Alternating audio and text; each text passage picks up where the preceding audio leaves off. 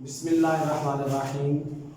अल्लाहुम्मा सल्लि अला मुहम्मद व अला आलिहि वसल्लम। बिस्मिल्लाहिर्रहमानिर्रहीम। अल्लाहुम्मा सल्लि अला मुहम्मद व अला आलि मुहम्मद। प्यारे बच्चों, उम्मीद है कि आप खैर व आफियत से होंगे।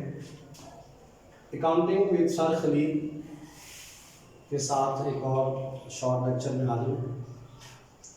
बुक कीपिंग आज हमारी एक और इम्पोर्टेंट डेफिनेशन है। इससे पहले हम अकाउंटिंग की डेफिनेशन पढ़ चुके हैं। What is mean by bookkeeping, or define bookkeeping. इस तरह से शॉर्ट क्वेश्चन का सवाल आता है।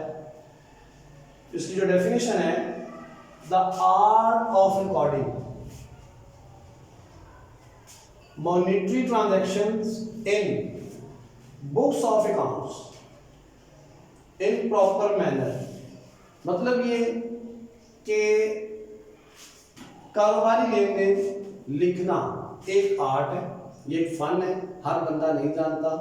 जैसे दुकान के अंदर हिसाब किताब लिखा जाता है या और इस तरह से बिजनेस ट्रांजैक्शंस की जाती हैं। तो अकाउंटिंग से पहले का जो फेज हुआ करता था या यूज होता था, वो हमारे पास just recording of monetary transaction था। Art of recording monetary transaction कि हमने जहाँ पैसा लेन देन करना है उसको लिख लेना है। आमतौर पर जो सोल ट्रेडर्स हैं या सिंगल एंट्री सिस्टम वाले लोग होते हैं, वो इसको फॉलो कर रहे होते हैं। और उर्दू में इसका क्या मतलब है? कारोबारी लेन देन को कुतब में मुनासिब तरीके से दर्ज करने को हिसाबदारी या बुक कीपिंग कहा जाता है। दोबारा सुने, कारोबारी लेन देन को कुतब में मुनासिब तरीके से दर्ज करने को हिसाबदारी या बुक कीपिंग कहा जाता है। इसके बाद हमारी थर्ड मोस्ट इंपोर्टेंट डेफिनेशन है business. What is mean by business, or define business. और ये कॉमनली हमें वैसे भी पता होना चाहिए, जनरल इंफॉर्मेशन के तौर पर भी। एज अ कॉमर्स स्टूडेंट्स हमें इसके मुतालिक जरूर जो है वो मालूम होना चाहिए कि what is mean by business. Any legal and regular activity. देखिए, एक तो ये है कि वो हमारी जो एक्टिविटी है वो कानूनी होनी चाहिए। एंड रेगुलर एक्टिविटी, सरगर्मी जो है रेगुलर हो। ये नहीं, बिजनेस ये नहीं है कि अभी हमने स्टार्ट किया और 2 दिन बाद बंद कर दिया, फिर 4 दिन बंद रहा, फिर 6 दिन बाद हमने खोल लिया, और इस तरह से ऑफ एंड ऑन हम बिजनेस करते हैं। अगर ऐसी सूरत में बिजनेस है तो ये बिजनेस की प्रॉपर डेफिनेशन में नहीं आता, बल्कि प्रॉपर डेफिनेशन क्या है? Any legal and regular activity, यानी कंटिन्यूटी के साथ कंटिन्यूअसली आप अपने बिजनेस को रन करें, डेली उसको ओपन करें, क्लोज करें, so in case of emergency. Done for, business करते क्यों है, यानी उसको करने की नौबत क्यों आती है, वजह क्या है? सेक ऑफ अर्निंग प्रॉफिट, हम मुनाफा कमाना चाहते हैं, मुनाफा कमाने के मकसद के लिए हम बिजनेस करते हैं। उर्दू के अंदर इसकी डेफिनेशन देखें, कोई जायज कानूनी सरगर्मी जो मुनाफा कमाने की गरज से की जाए, इसे कारोबार कहते हैं। दोबारा सुने, कोई जायज कानूनी सरगर्मी एक्टिविटी जो मुनाफा कमाने की गरज से की जाए, इसे कारोबार कहते हैं। एक बात याद रखें, जब हम बात करते हैं लीगल की, तो जो बिजनेस लीगल नहीं है वो बिजनेस नहीं कहलाता। मसलन ड्रग्स का बिजनेस है तो, या शराब नोशी वगैरह, शराब बेचते हैं तो, या इस तरह से, और तो जो कानूनी दायरे के अंदर चीजें नहीं आती वो भी बिजनेस नहीं होती, और जो इस्लामिक लॉ के अंदर हराम करार दी गई है, ठीक है, वो भी बिजनेस में शामिल नहीं हो सकती।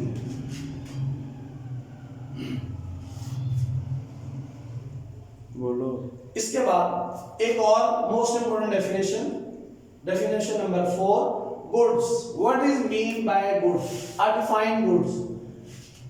तो गुड्स क्या होती है?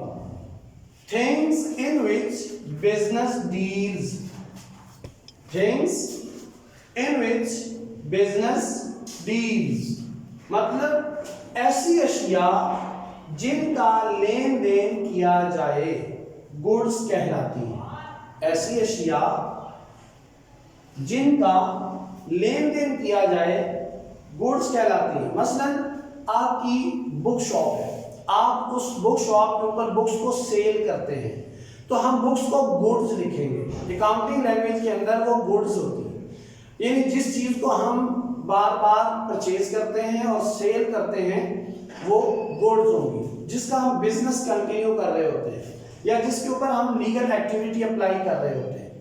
इसी तरह से फॉर एग्जांपल अगर आप फर्नीचर सेल करते हैं, फर्नीचर का शोरूम है, तो फर्नीचर के शोरूम में आप जो फर्नीचर सेल आउट करते हैं वो गुड्स कहलाएगा। इसी तरह से अगर आपका गाड़ियों का शोरूम है, कारें वगैरह आप जो है वो सेल परचेज कर रहे हैं, तो अकाउंटिंग लैंग्वेज के अंदर जिस बिजनेस को लेन देन में हम अप्लाई करते हैं उसको गुड्स कहा जाता है। ऐसी अशिया जिनका लेन देन किया जाए उनको हम क्या बोलेंगे?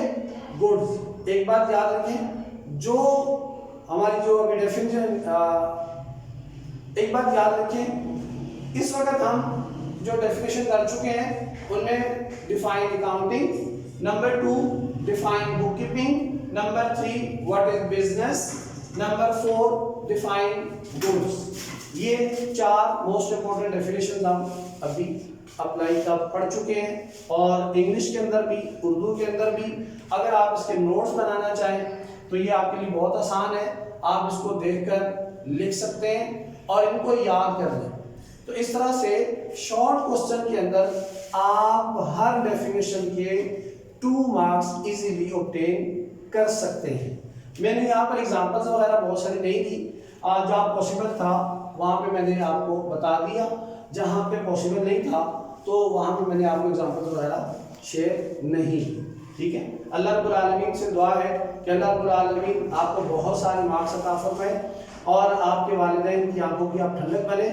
अल खलील टीवी को भी सब्सक्राइब कीजिएगा, वो मेरा एक और चैनल है जिसके ऊपर इस्लामिक वीडियोस वगैरह अपलोड की जाती हैं। और अकाउंटिंग विद सर खलील, इसको ज़रूर लाइक कीजिए, सब्सक्राइब कीजिए और अपने दोस्तों में शेयर करके जो है उनका और अपना जो है वो भला कीजिए। जज़ाकुमुल्लाह खैरा, थैंक यू वेरी मच।